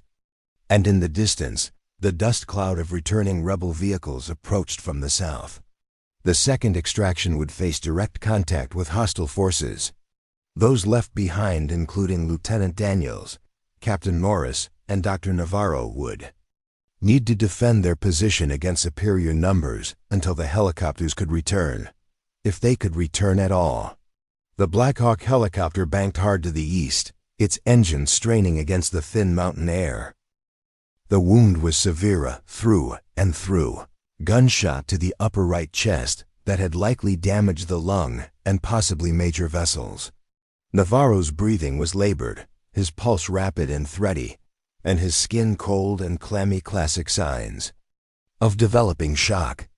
He needs immediate evacuation, Samantha decided. Morris, too. The head injury needs assessment, but appears stable for now. She quickly inserted a fresh chest tube to relieve the pressure of blood accumulating in Navarro's pleural space, established access for fluid resuscitation, and prepared him for transport. As she worked, she was acutely aware of the ongoing firefight, the crack of bullets passing overhead, the dull thump of mortar rounds impacting nearby, and the controlled response from the defensive positions. "We can take 4 on this helicopter," Samantha told Daniels as she secured Navarro to an improvised stretcher. "Who else is highest priority?" Daniels hesitated, his expression revealing the weight of command decisions. "Morris and the head. Injury case need to go." The 4th spot, he glanced toward the defensive line where aid workers and security personnel maintained their positions. Everyone left is ambulatory and fighting. No one will volunteer to leave while others remain. "Then you take the 4th spot," Samantha decided. "Your team leader, your knowledge of the situation is critical for coordinating the ongoing extraction. And leave my team? Not a chance." Daniels shook his head firmly. "I'm the last one out, not the first." Samantha recognized the resolve in his voice, the same commitment to those under his command that defined true leadership. It was a quality she hadn't initially seen in him, hidden beneath his rigid adherence to protocol and rank. "Then I'm staying too," she declared. "These wounded need medical support during transport, but there are more casualties coming. I can do more good here until the final extraction." Before Daniels could object, the 2nd scout helicopter appeared at the ravine's edge, touching down beside the 1st. The combined capacity meant they could evacuate 6 people immediately. "Take the 3 wounded and 3 of the aid workers," Samantha instructed. "Priority to those with medical skills who can assist during transport. The rest of us will hold position until you return." The evacuation proceeded with practiced efficiency, despite the chaotic environment. As the helicopters lifted off with their precious cargo, Samantha turned her attention to the defensive position. 27 people remained on the plateau. Mix of security personnel, aid workers, and support staff, all now functioning as a makeshift defensive unit. "Status report," she requested, moving to Daniel's side at the command position. "Ammunition at 40%, decreasing rapidly," he reported grimly. "Rebel forces probing from multiple directions, but concentrating on the northern approach. They haven't committed to a full assault yet, but it's coming. When they realize we're evacuating in small groups, they'll push to overwhelm us before we're done." Samantha surveyed the plateau, assessing their tactical situation with the eye of someone who had operated in similar environments. The rebel forces had established positions on 3 sides, with only the southern ravine remaining as their evacuation route. Each helicopter extraction would be increasingly dangerous as the enemy adjusted their tactics. "We need to create a diversion for the next extraction," she concluded. "Something to draw their attention away from the ravine." Daniels nodded slowly. "I was thinking the same thing. If we create the impression of a breakout attempt on the eastern perimeter, it might pull forces from other sectors. It would need to be convincing, Samantha noted. Enough personnel and firepower to appear legitimate, but not so many that we weaken our actual defensive positions. They quickly developed a plan. A small team would create the impression of movement on the eastern edge, using controlled fire and smoke grenades to simulate a larger force. Meanwhile, the next group of evacuees would move to the southern ravine for extraction when the helicopters returned. As they finalized the details, an aid worker approached with water and field rations. "You should eat something," she suggested, offering the packages to Samantha and Daniels. "It's been hours since anyone had food." Samantha accepted gratefully, suddenly aware of her body's depleted state. The constant physical and mental demands of the operation had drained her reserves without her noticing. "Thank you," she said, taking a long drink of water. "I didn't catch your name before." "Sarah Williams," the woman replied. "I was coordinating the vaccination program when the rebels first attacked the village." She glanced toward the defensive line where other aid workers maintained watch positions. "None of us expected to be in a combat situation, but everyone stepped up remarkably. People are often capable of more than they realize in crisis situations," Samantha observed, studying the transformed aid workers. People who had come to Novaria to build schools and provide medical care were now handling weapons and maintaining security cordons with the focused determination of seasoned operators.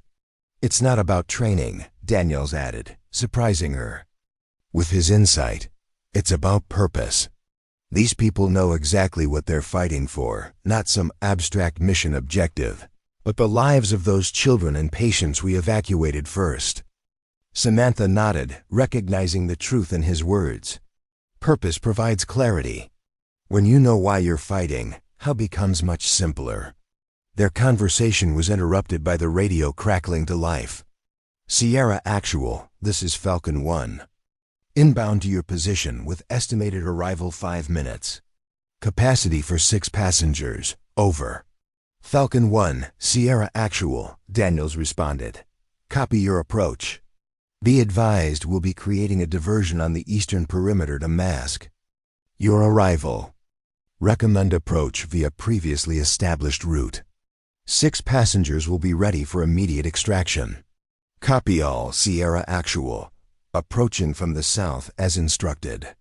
They implemented their diversion plan with precision. The small team on the eastern perimeter began controlled fire at rebel positions, creating the impression of a concentrated effort to break the encirclement. Smoke grenades added to the confusion, obscuring exact numbers and movements. As expected, the rebel forces responded by shifting resources toward the perceived breakout attempt, temporarily reducing pressure on the southern approach. When the helicopters appeared through the ravine, 6 evacuees were already in position, moving quickly to board without unnecessary delay.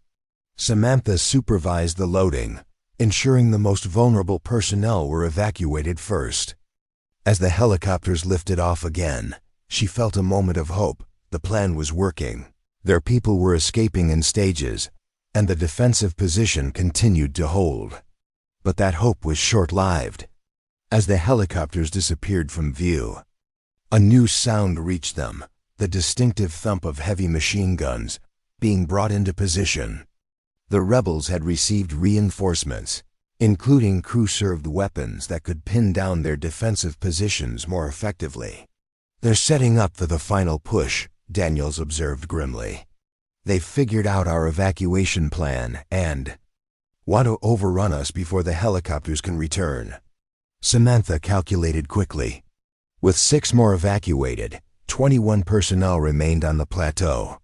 The 2 scout helicopters could carry 8 total per trip, meaning they would need at least 3 more extractions to remove everyone. "How long between helicopter rotations?" she asked. 20 minutes minimum, Daniels replied. 15 minutes flight time round trip. 5 minutes for loading and coordination. "And how long can we hold this position against their new weapons?" Daniels met her gaze directly. "Maybe 15 minutes. 20 if we're lucky. The implication was clear. They might not be able to hold out long enough for multiple extractions. The next rotation might be their last opportunity to evacuate personnel before the position was overrun. We need a new plan, Samantha decided. One that allows maximum evacuation with minimum time on the ground. Before they could develop alternatives, the rebel forces opened fire with their heavy weapons. The increased volume and accuracy forced everyone into cover, significantly restricting their movement around the plateau. They're probing for weak points, Daniels explained as bullets impacted nearby rocks. Once they identify vulnerabilities, they'll launch their main assault. Samantha looked around at the remaining personnel, dedicated professionals who had come to Novaria to help others and now found themselves in a desperate fight for survival. Each face showed determination despite the obvious fear. These were people worth fighting for, worth saving at any cost. "We need to coordinate with the helicopters," she said finally. "If they can bring both aircraft in simultaneously and we concentrate our defensive fire, we might be able to evacuate more people in a single rotation." "It's risky," Daniels warned. 2 helicopters on the ground at once presents a larger target. If the rebels shift their heavy weapons to the landing zone, everything about this situation is risky, Samantha countered. "But if we can get 16 people out in the next rotation, the final 5 would have a fighting chance to hold until the last helicopter returns." The decision was made more urgent by the increasing intensity of enemy fire. The rebel forces were no longer simply containing them. They were actively working to eliminate the defensive position. Daniels made the call. "Falcon 1 Sierra Actual. Request simultaneous approach by both aircraft next rotation. We'll concentrate defensive fire to secure the LZ, but need minimum ground time. Over." The response came through with static interference. "Sierra Actual, be advised we're taking ground fire along the approach route. Simultaneous landing is high risk. Recommend staggered extraction to minimize exposure." "Negative, Falcon 1, Daniels insisted. "Situation deteriorating rapidly. Simultaneous extraction is our only option. We'll provide maximum suppressive fire during your approach." There was a moment of silence before the response came. "Copy all, Sierra Actual. Both aircraft inbound, ETA 12 minutes. 12 minutes. They needed to hold their position against increasing pressure for 12 more minutes, then execute a complex extraction under direct fire. "We need to redistribute ammunition," Daniels ordered. "Anyone with extra rounds share with those running low. Concentrate fire only on confirmed targets. Make every shot count." As they prepared for the final defense, Samantha moved among the personnel, checking for unidentified injuries and providing encouragement where needed. Despite not being a combat leader by training, she found herself naturally stepping into a role that balanced medical support with tactical awareness. "How are you holding up?" she asked Sarah Williams, who had taken position behind a rock outcropping with a borrowed rifle. "Terrified," Williams admitted candidly, "but focused. I keep thinking about the children we got out, the patients who would have died without evacuation." She managed a tight smile. "Worth it, right?" "Absolutely worth it," Samantha confirmed. "We just need to hold a little longer." The rebel assault intensified as the extraction time approached. Mortar rounds began impacting the plateau, forcing them to adjust positions frequently.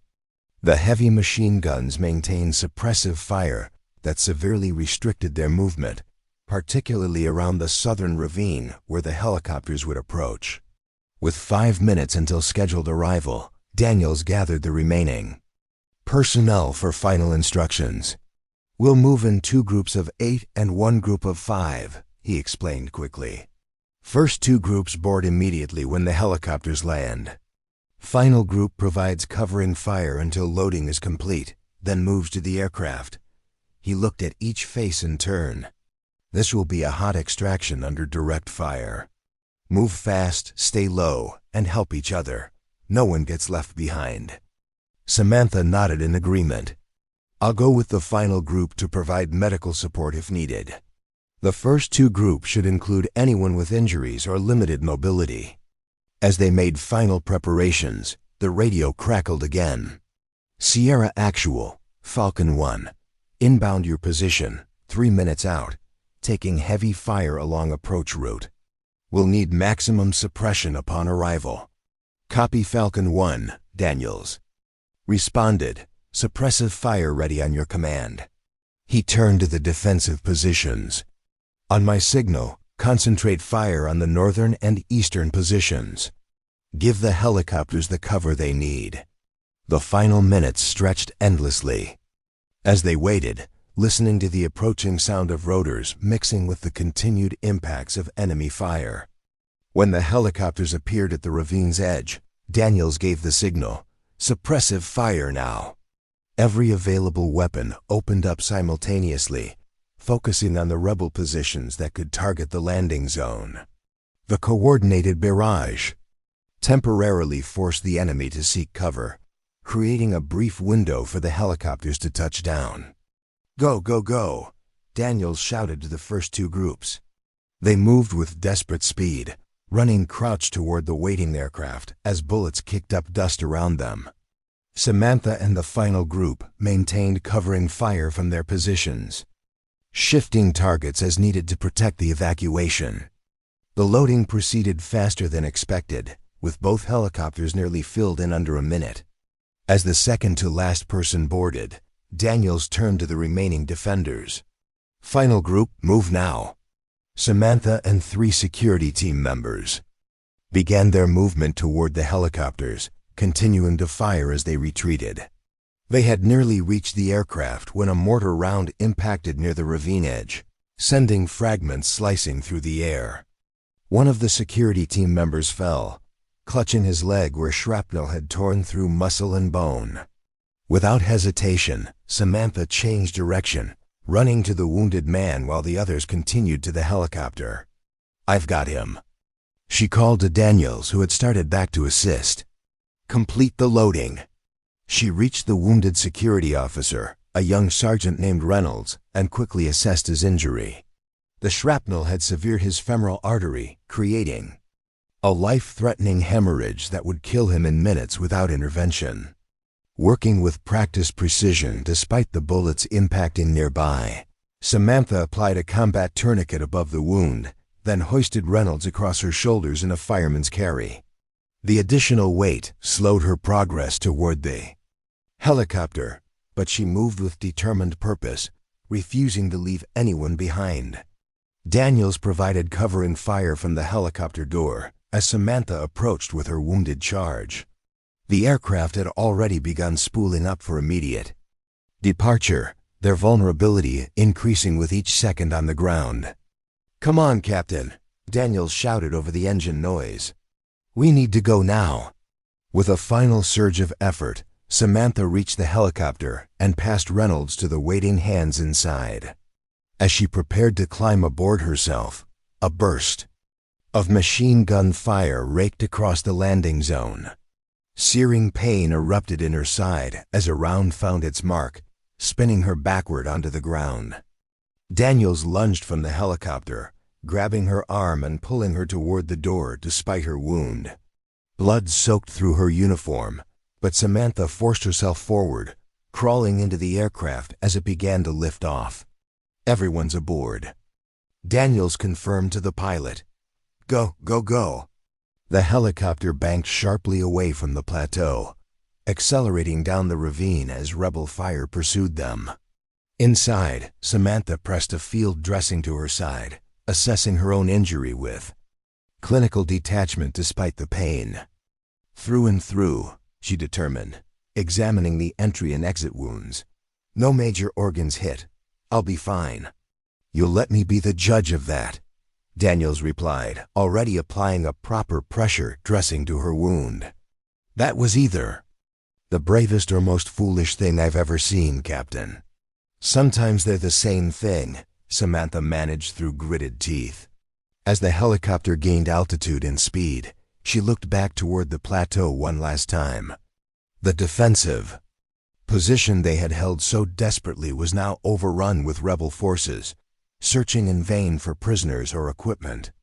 Had they delayed the extraction even 5 minutes more, none of them would have escaped. "We did it," she said quietly. Everyone got out. Daniels nodded, his expression a mix of exhaustion and pride. "Everyone got out because you refused to. Except that some should be left behind. Just like 7 years ago." The helicopter continued its flight toward the forward operating base, carrying the last evacuees from a mission that had defied expectations, protocols, and direct orders. As the adrenaline faded and the reality of their achievement settled in, Samantha allowed herself a moment of reflection. This extraction hadn't been about proving Hargrove wrong or vindicating her past decisions. It had been about saving lives, children, patients, aid workers, and fellow soldiers, because that was the fundamental purpose that had always guided her actions, regardless of the personal cost. Some principles were worth fighting for, even when the system itself stood in opposition.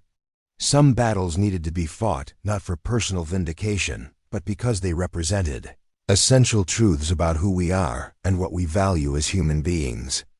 As Samantha looked around at the exhausted but alive personnel crowded into the helicopter, she knew with absolute certainty that she had made the right choice, both 7 years ago and today.